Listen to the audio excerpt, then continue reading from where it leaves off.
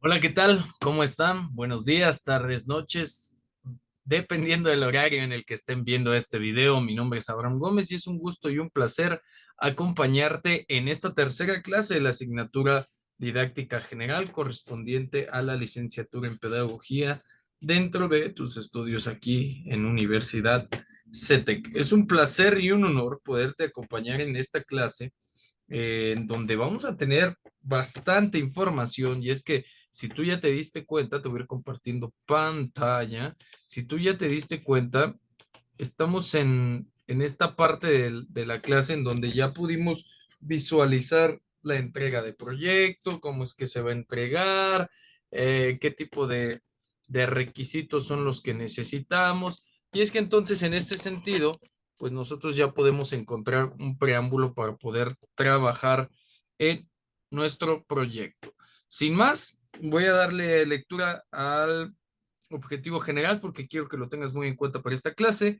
Y dice, objetivo general, al finalizar el curso, el alumno señalará la conceptualización de la didáctica a partir de su desarrollo histórico, con la finalidad de determinar la relación que la didáctica guarda con las ciencias de la educación y así establecer sus enfoques teóricos. Ok, entonces el día de hoy vamos a ver el desarrollo histórico de la didáctica y vamos a tener un tema muy interesante.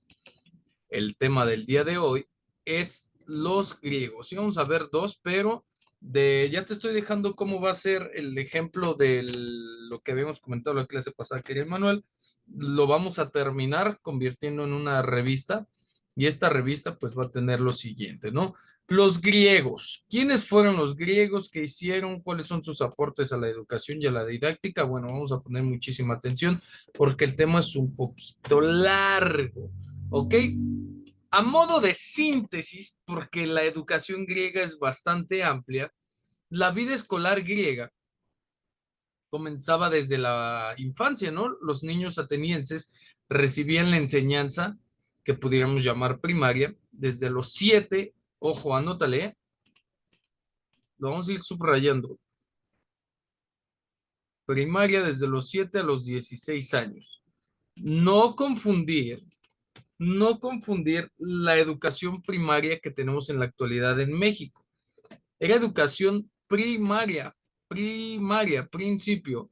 Iban a la escuela acompañados por un pedagogo, nombre con el cual se designaba a un esclavo de confianza que vigilaba y cuidaba al niño fuera de su casa y era ajeno de su enseñanza. ¿Ok, muchachos? ¿Ok, muchachas? Aquí nace nuestra profesión. ¿Sale? Aquí aparece por primera vez la figura del pedagogo, este esclavo de confianza que vigilaba y cuidaba al niño fuera de su casa, era ajeno a su enseñanza, solamente era el guía quien llevaba al niño de la casa a la escuela y de la escuela a la casa. Ojo, porque en un sentido muy romántico suena muy bien. El maestro de esta educación primaria se llamaba gramatista o gramática. Era el profesor de gramática. Más adelante lo vamos a ver. La enseñanza primaria consistía en gramática. Va a estar bueno el examen, ¿eh? Así es que váyanle poniendo atención. Porque las demás lenguas no merecían su estudio según estimaban los griegos. Únicamente el griego antiguo, ¿no? La aritmética, la escritura.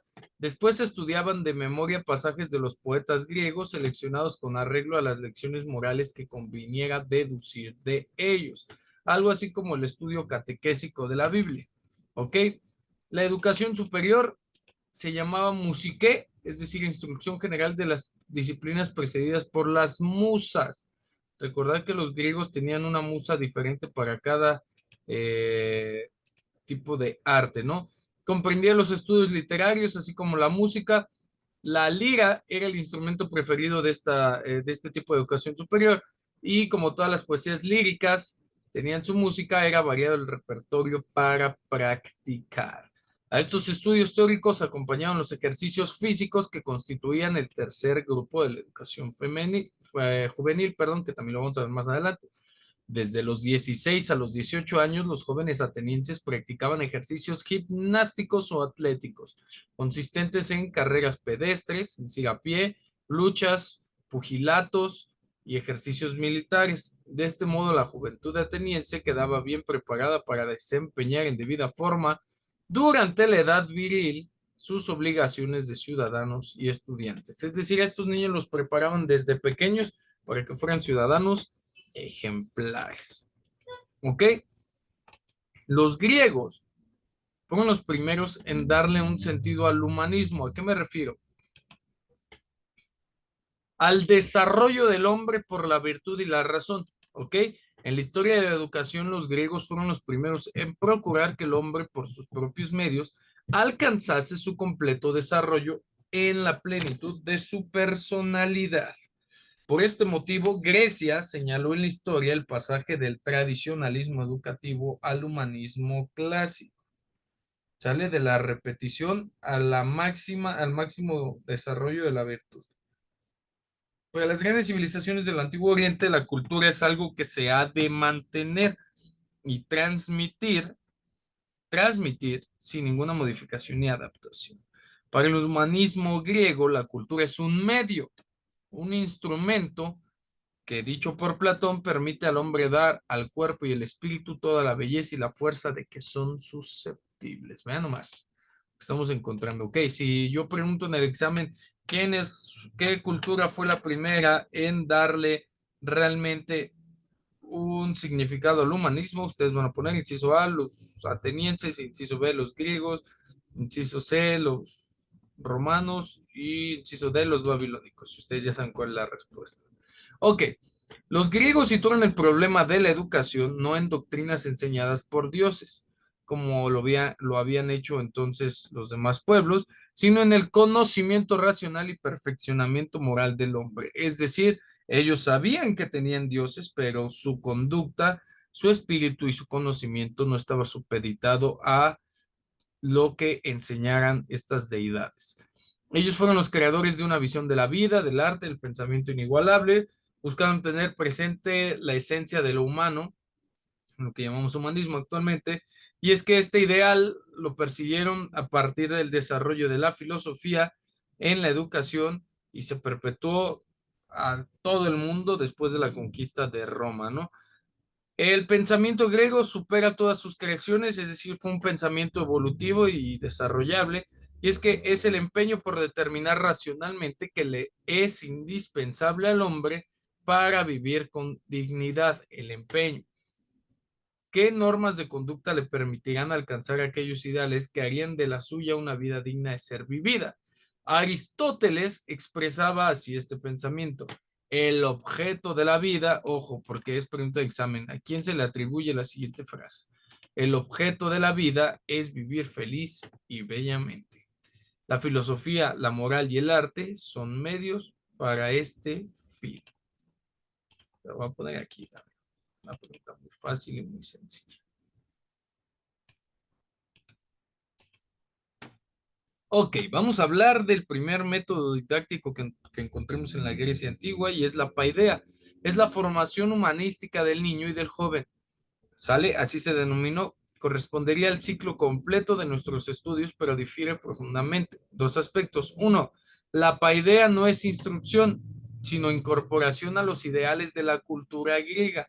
Es el cultivo de los sentimientos religiosos, patrióticos y de los sentimientos éticos. Los griegos reconocen el valor absoluto de la personalidad humana y de la perfección ética, al dominio de sí mismo, a la autoconquista lograda por el saber, armonía, autodisciplina.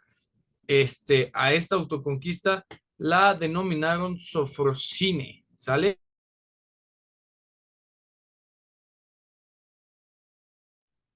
Ok, el propósito de la paideia no es solo llenar las necesidades del desarrollo del niño, sino formar un hombre maduro. La palabra paideia puede también ser traducida por tratamiento que conviene aplicar al niño para hacer de él un hombre, así literal, tal cual. Si yo te pregunto, ¿qué es la paideia para los griegos? Tratamiento aplicable al niño para crear un hombre. ¿Ok? Esta es el primer método didáctico, la paideia. ¿Sale? Ya hablamos un poquito de qué se trata, ya damos aquí el concepto. El latín emplea la palabra humanitas, humanidades. En ambos casos, el niño no constituye un fin en sí mismo, sino un fin en vista del hombre al futuro. Esto es, la paideia es más una inversión de educación. Lo que se le da al niño a edad temprana es lo que le va a regresar a la sociedad más tarde. Cuando en Grecia se habla, perdón, cuando en Grecia se habla de la formación del niño, se alude en la instrucción moral. ¿Dónde está centrado el humanismo? Aquí, en la construcción de una moral. El educador no es el maestro, sino el pedagogo. Ojo,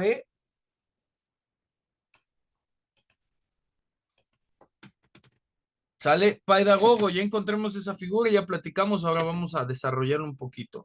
El que acompaña y vigila al niño. Sale esa hasta la fecha es nuestra misión. El pedagogo es uno de los aportes didácticos de la Grecia antigua al mundo. Es el que transmite los ideales familiares y favorece la incorporación del niño al medio social. Seguimos en eso.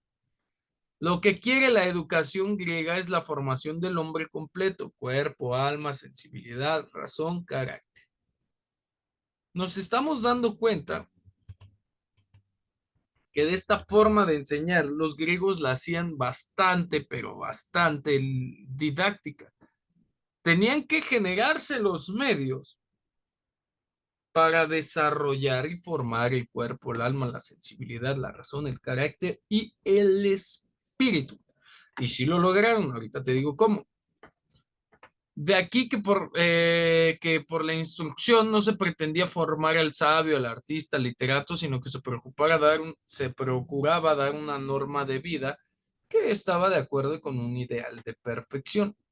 Es decir, no querían seres divinos, sino lo más desarrollables posible.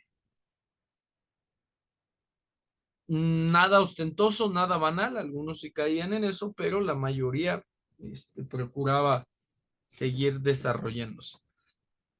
El hombre que posee una sólida cultura humanística se encuentra preparado para afrontar todo género de empresas, hacer progresar las ciencias, llegar a un conductor público, político, dirigir arriesgadas exploraciones, es decir, un líder, una persona funcional para la Grecia antigua.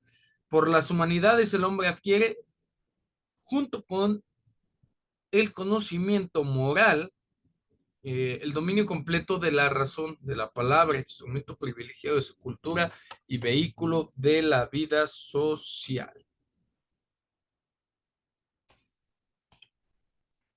Ok, vamos a hablar de la educación liberal. Este humanismo griego también nos permite llegar a esta parte, ¿no? Educación liberal es también entendida como la educación del hombre para que éste pueda usar su pleno conocimiento de la propia libertad. O sí, de esta forma, desarrollar una actividad intelectual que le permita desentenderse de las tareas manuales, así como de lo repetitivo, para poder gozar de las altas expresiones del espíritu. Algo que sale de los campos metafísicos, ¿sí me explico? Del alma, del espíritu. Es por eso que la educación griega no imponía a los educadores normas fijas que los obligaran a seguir determinados métodos. De ahí que todos los educadores tenían respeto en cuanto se relacionaba a la libertad del individuo. Por ejemplo, al día de hoy, muchos de nosotros decimos, no, es que el cristianismo, no que el humanismo, no que santería, no que esto, no que lo otro. Que los griegos decían, bueno, yo respeto cómo estés formando tu espíritu siempre y cuando el uso de la razón, de los valores, de las costumbres y de las buenas formas entre tú y yo no tengamos ningún problema. La cultura griega no tenía un carácter tradicionalista, no era monótona, no iban repitiendo lo que las otras generaciones, pues sí, como decir lo que las otras generaciones dictaminaban o decían es esto y se hace, sino que estaba en constante evolución, ¿sale? Y estos métodos didácticos pues eran diversos dependiendo de la formación del espíritu de cada persona. La formación del individuo en todas sus direcciones alcanza indicar la formación del individuo en todas sus direcciones se alcanza con un perfecto equilibrio de sus distintas actividades. Es decir, los griegos ya veían que había que formarse en otras áreas y no solamente en la del conocimiento. El equilibrio se logra con el ideal armónico, con la aspiración a la calocagatía, la bondad indisoluble unida a la belleza como bondad, resultante de un firme dominio de sí, como belleza que perdón, representa exteriormente al severo orden del interior del ánimo.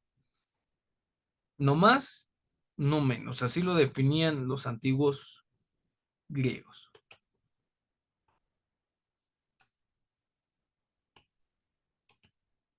La educación es perfecta euritmia. Euritmia es este equilibrio que se alcanza únicamente con una lucha interior en el individuo contra el desorden de las fuerzas instintivas, es decir, donde ponderaba más la razón que lo emocional, hasta alcanzar un iluminado y coherente concepto de la vida, es decir, hasta dominar las pasiones. Periodos de la educación griega, tenemos el número uno, el periodo arcaico y legendario. Todos estos periodos se dan de acuerdo al desarrollo histórico de la misma Grecia, ¿no? Recordar que Grecia fue una civilización que vino a desarrollarse por las conquistas, ¿sale? Ok, entonces, vamos a ver. El primer periodo, ojo, anótale ahí, periodos de la educación griega, muy importante que los conozcas. Periodo arcaico, heroico, legendario, corresponde a los siglos 10 al siglo 6 antes de Cristo, ¿sale? Del 10 al 6 antes de Cristo y cuyo contenido conocemos a través de los poemas de Homero, que es donde se fundamenta absolutamente toda la teoría filosófica, educativa, política, económica de la Grecia antigua, ¿ok? En este periodo arcaico de los héroes, de las leyendas, de cómo Zeus vino, bajó y dijo, cómo los mitos fueron formando polis y cómo las polis fueron formando ideales de hombre, ¿no? Dentro de esas mismas polis.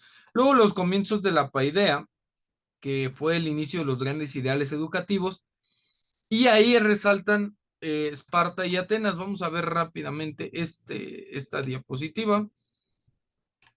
Por ejemplo, la educación en Atenas, ¿no? Había democracia, sociedad democrática, desarrollo de culturas, artes, y se fomentaba la libertad individual.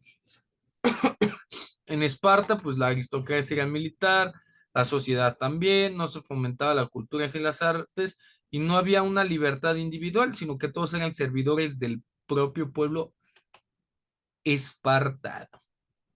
Ok, y el tercer periodo de la educación griega es el periodo de las grandes innovaciones pedagógicas, provocadas en el siglo V por los sofistas y Sócrates, en donde Sócrates ya empieza a trabajar con algunas teorías, con la mayéutica, con, con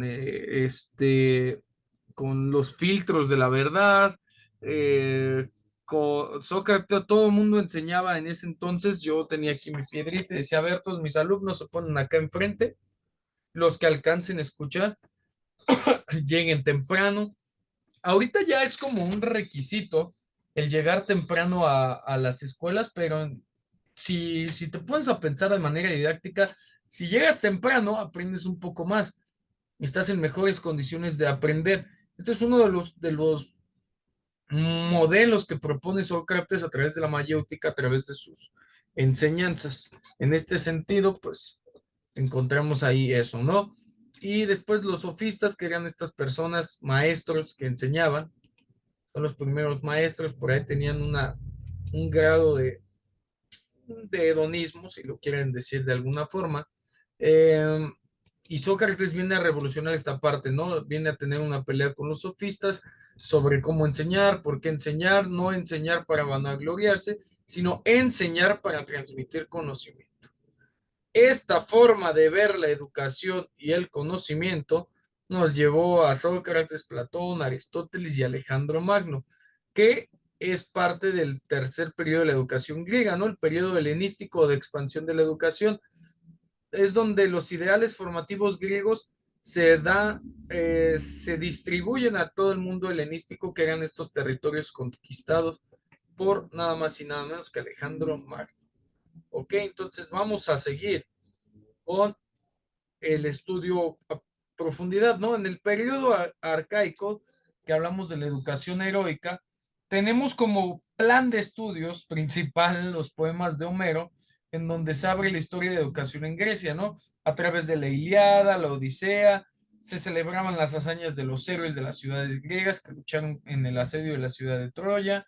Encontramos testimonios de lo que era la educación arcaica en cada uno de estos relatos de Homero, ¿no? El ideal concreto de la educación arcaica es el héroe. El héroe es el hombre que sabe dominar, ojo, es el hombre que sabe dominar a los demás y dominarse a sí mismo, que es poseedor de una capacidad espiritual y corporal dispuesta a siempre emplearla en lo bueno y en lo bello.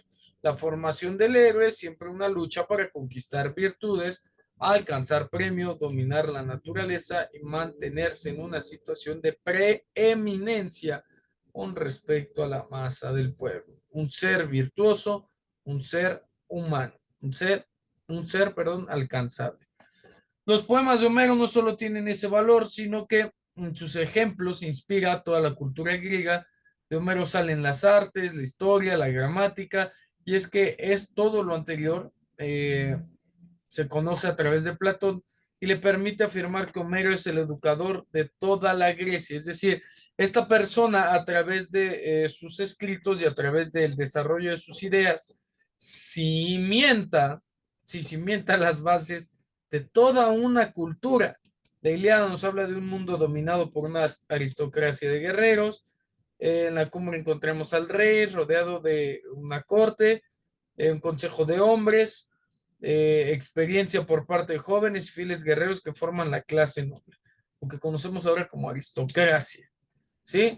Todos viven en la corte, comen en la mesa real, una organización casi prefeudal, y es este relato el que sienta las bases de la Grecia aristocrática, burocrática, ¿ok?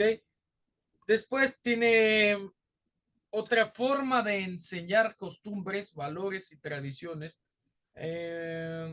a través de la Odisea, ¿no? Y es que en este libro, en estos escritos, pinta las costumbres domésticas y muestra los conocimientos geográficos. Aquí tenemos nuestro segundo aporte didáctico. Uno es la Ilíada.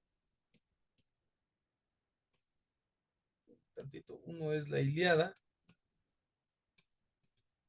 y el segundo es la Odisea. Para que le vayas anotando, ¿eh?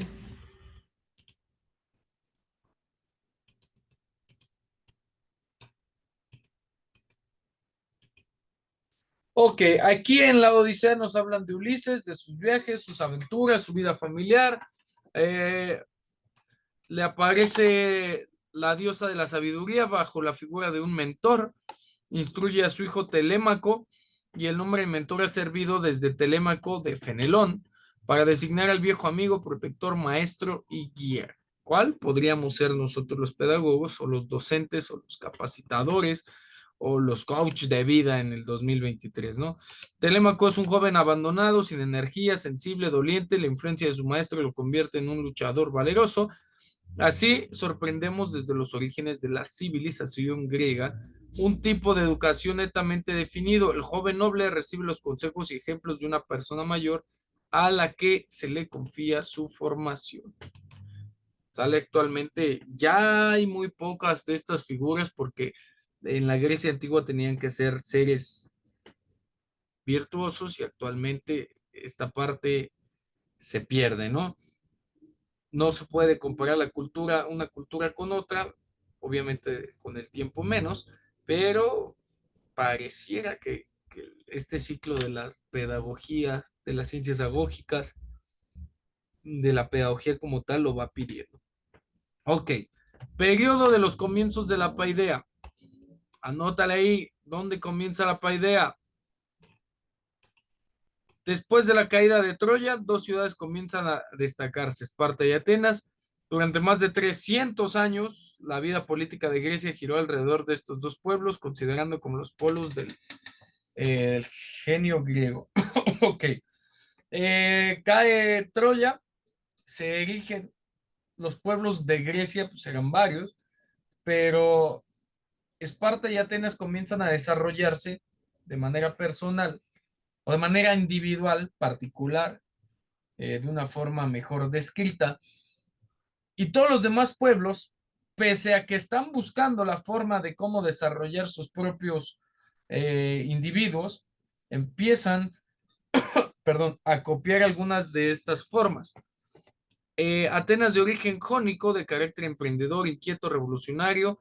Esparta, en cambio, de origen dorio, apegada a sus tradiciones, aristócrata y conservadora, cultivó pues un poco más las virtudes militares que las artes y las letras, en las cuales llegó a ser su maestra y su rival Atenas.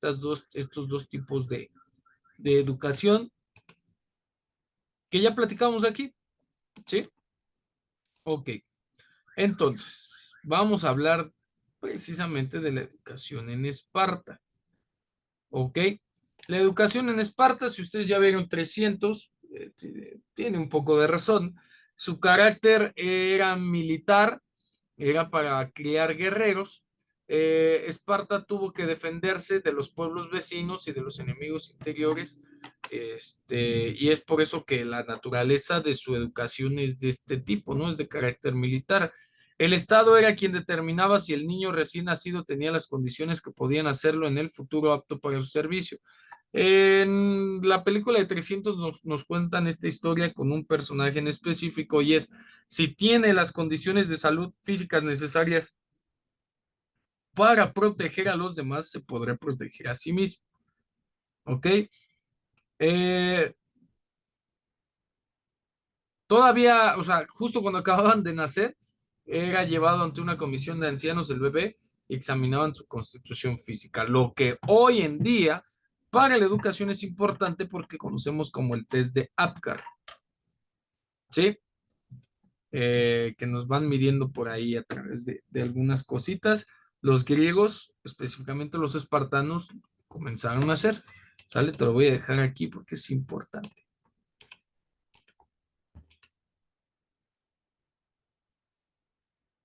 Si este pequeño bebé ciudadano era deforme, era arrojado desde lo alto del monte, Taigeto, hasta o sea, no se salvaban hombre o mujer, ¿no?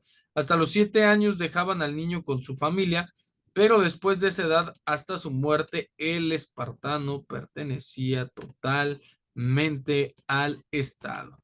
En la película de 300 nos dicen que les ponían una prueba y si regresaba el niño, le pertenecía al Estado. ¿Sale? Los espartanos tenían 7 años para desarrollarle todas las habilidades a los niños para que pudieran regresar. ¿Ok?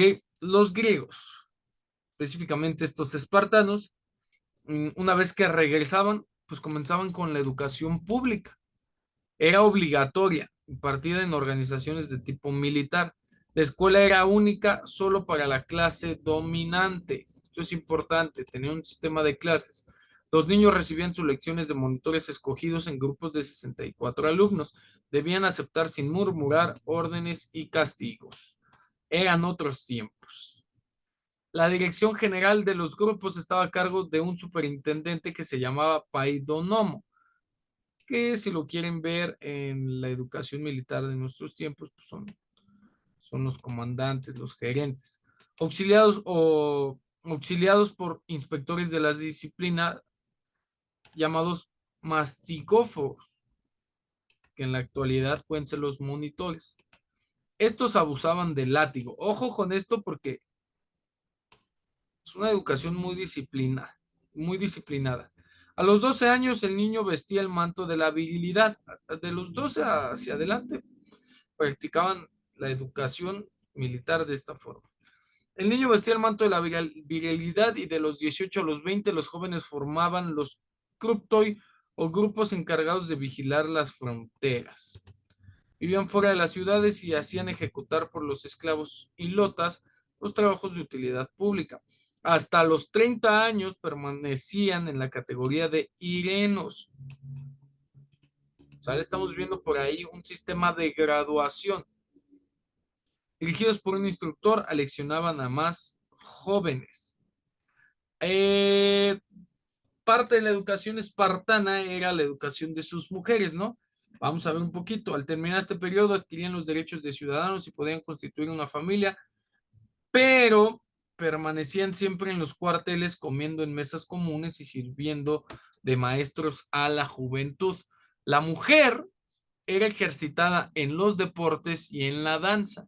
La disciplina, fomentaba en ellas los sentimientos de honor e impavidez, llegando a no inmutarse al oír que sus hijos habían sucumbido en la batalla o a condición de que hubiesen caído de cara al enemigo. O sea, eran mujeres fuertes.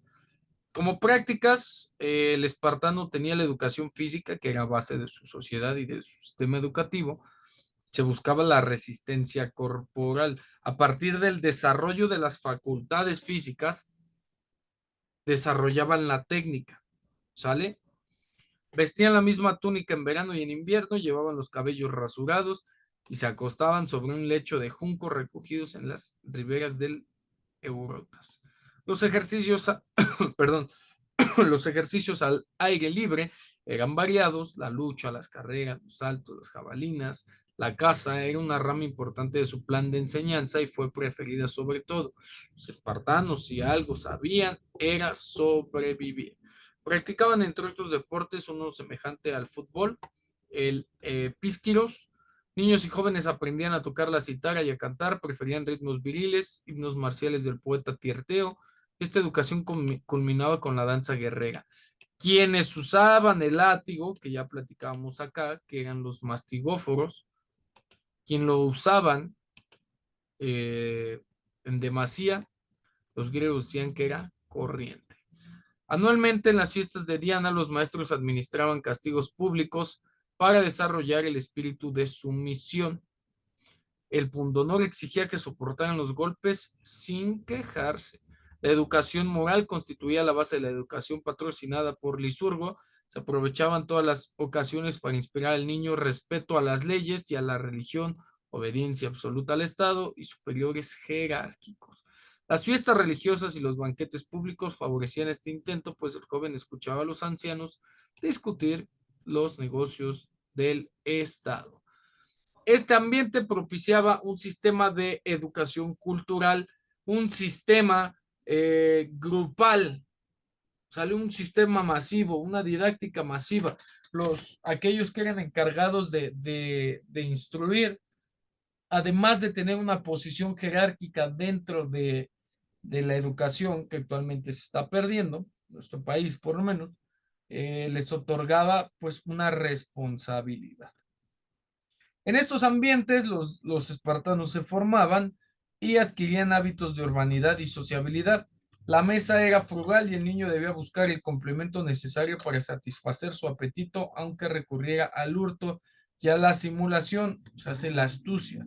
Los espartanos eran o fueron los primeros en desarrollar competencias, los primeros en desarrollar habilidades.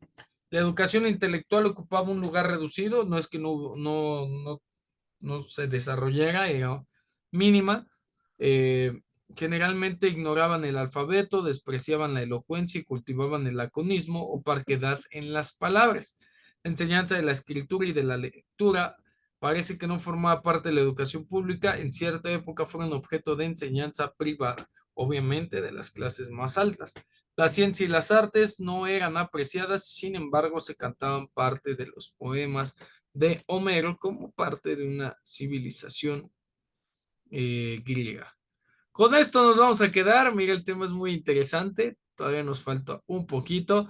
Nos vamos a seguir viendo en la clase en vivo. Mi nombre es Abraham Gómez. Ha sido un gusto y un placer ser el pedagogo del día de hoy. Nos vemos en la clase en vivo.